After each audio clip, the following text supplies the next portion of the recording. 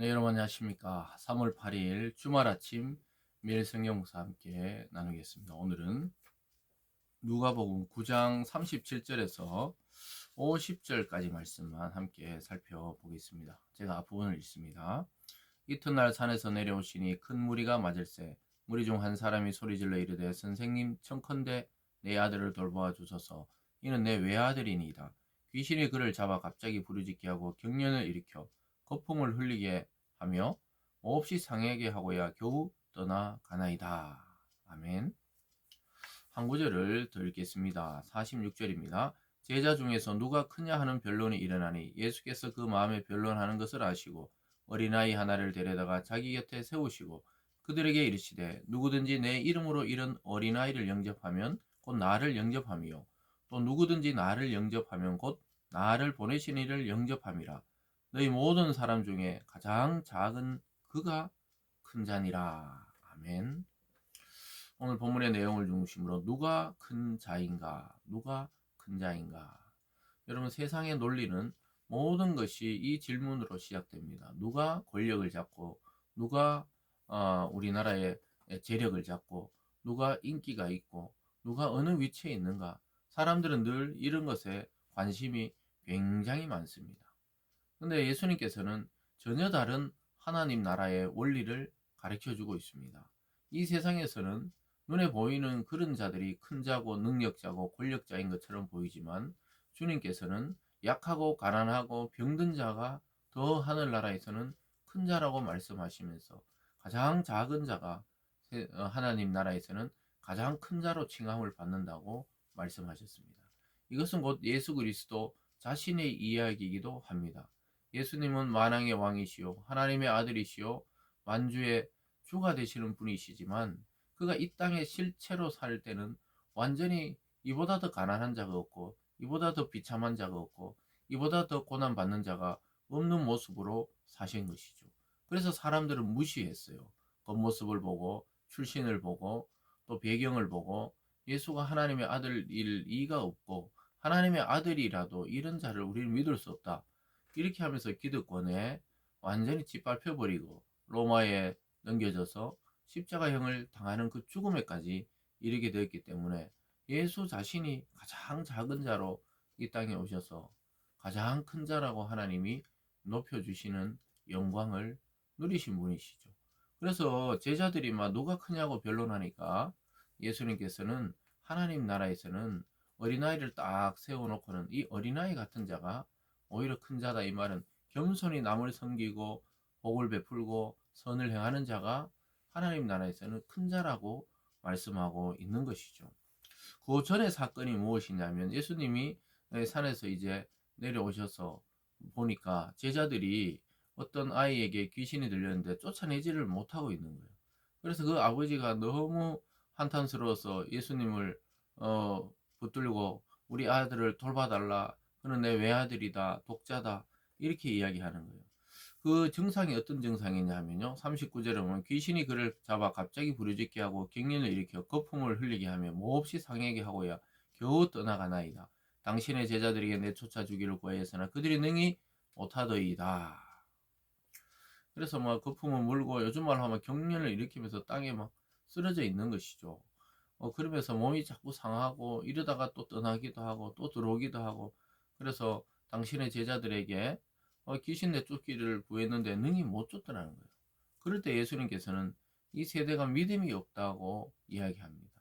제자들도 책망하셨지만 이 세대 자체가 믿음이 얼마나 없으면 이 어린아이에게까지 귀신이 들려가서 이렇게 안타까운 일들이 있냐 이러시면서 그 아이를 데려오라 해서 고쳐주는 것이죠. 그런데 이 사건이 있은 지 얼마 안 돼서 아까 제가 앞에서 미리 말씀한 이 귀신을 쫓지도 못하고 예수님이 그런 권위를 줬는데도 그렇지 못하고 있을 때 자기들끼리 무슨 생각하고 있었습니까? 누가 더 크냐? 예수님 제자 중에 자기들끼리 내가 더 큰 제자다, 더 작은 제자다. 이 싸움을 하고 있었다는 거예요. 이 어린아이에게 든 귀신을 쫓아낼 때는 믿음이 없이 했다가 그냥 당하고 말아놓고는 이 누가 크냐 자리 논쟁을 하고 있었던 것이죠. 예수님이 이렇게 말씀합니다. 41절입니다. 예수께서 대답하여 이르시되 믿음이 없고 패역한 세대여 내가 얼마나 너희와 함께 있으며 너에게 참으리요 내 아들을 이리로 데려오라 하시니 올 때 귀신이 그를 거꾸로 뜨리고 심한 격렬을 일으키게 하는지라. 예수께서 더러운 귀신을 꾸짖으시고 아이를 낳게 하사 그 아버지에게 돌어주시니 사람들이 다 하나님의 위엄에 놀라니라. 그들이 다 그 행하시는 모든 일을 놀랍게 여길세 예수께서 제자들에게 이르시되 이 말을 너희 귀에 담아두라. 인자가 장차 사람들의 손에 넘겨지리라 하시되. 사람들이 놀랐죠. 이 귀신을 쫓아내고 잠잠해진 아이를 보면서 사람들이 놀랐지만 예수님은 결국은 내가 저 사람들의 손에 넘겨져서 인차가 고난을 당하게 되리라 이렇게 말을 합니다. 근데 예수님의 말을 그들이 깨닫지 못했다고 이야기하고 또 예수님께 물어보기도 그 말이 무슨 말인지 두려웠다고 성경은 기록하고 있습니다. 사랑하는 여러분, 오늘 이 전체적인 사건을 보면 예수님의 제자들이 때로는 예수님의 이름으로 귀신도 추방하고 병도 치유했지만 때로는 자기들의 그 자리 다툼, 이 세상에서 예수님이 왕이 되고 자기들이 권력의 어떤 서열의 순위를 차지할 것이라 생각했던 것 같습니다. 그래서 그들은 누가 크냐고 이렇게 서로 변론할 때 예수님께서는 너희가 아직도 이 세상의 관념과 시선으로 나를 바라보고 하나님 나라를 바라보느냐는 거예요. 그래서 믿음이 없고 폐역한 세대라고 이야기하고 있습니다.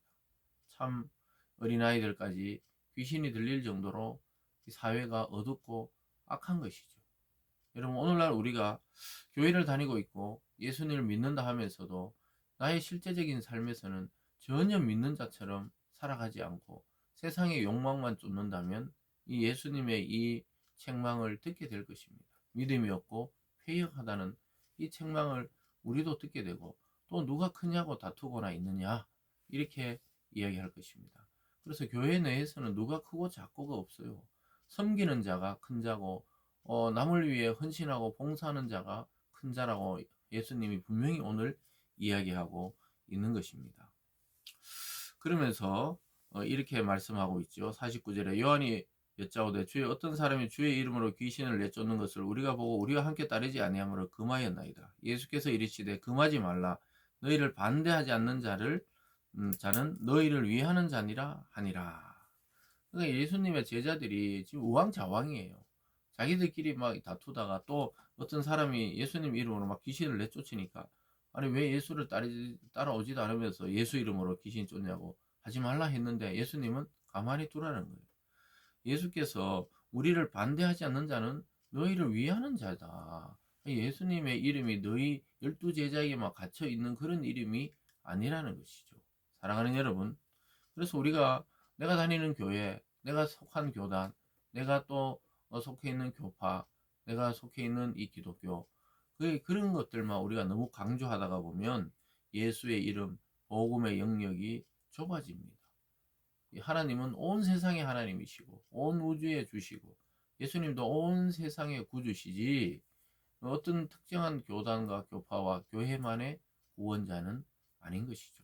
그래서 우리가 오늘 전체적으로 예수님의 바라보는 하나님 나라와 제자들이 이해하는 것이 상충하고 있다는 것입니다.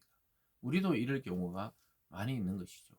그래서 우리가 다시 한번 이 말씀을 묵상하면서 하나님 나라에서는 섬기고 헌신하고 봉사하고 희생하고 남의 눈에 띄지 않아도 어딘가에서 복음을 전하는 자, 이런 자를 주님은 크게 여기신다는 사실을 꼭 기억하면서 주님의 참된 제자로 살아갈 수 있기를 바랍니다. 기도하겠습니다. 사랑의 하나님 아버지, 우리가 예수님을 믿는다 하면서도 예수님이 가르쳐 주신 이 복음에 대한 이해가 너무나 짧고 깊지 못할 때가 많이 있음을 오늘 이 제자들의 행동을 통해 우리의 모습을 고백하게 됩니다. 용서하여 주시고 주님의 그 깊은 뜻과 또 하나님 나라가 어떤 것인지를 말씀과 기도와 성령을 통해 깨닫게 하여 주시옵소서. 감사드리며 예수님 이름으로 기도드리옵나이다. 아멘.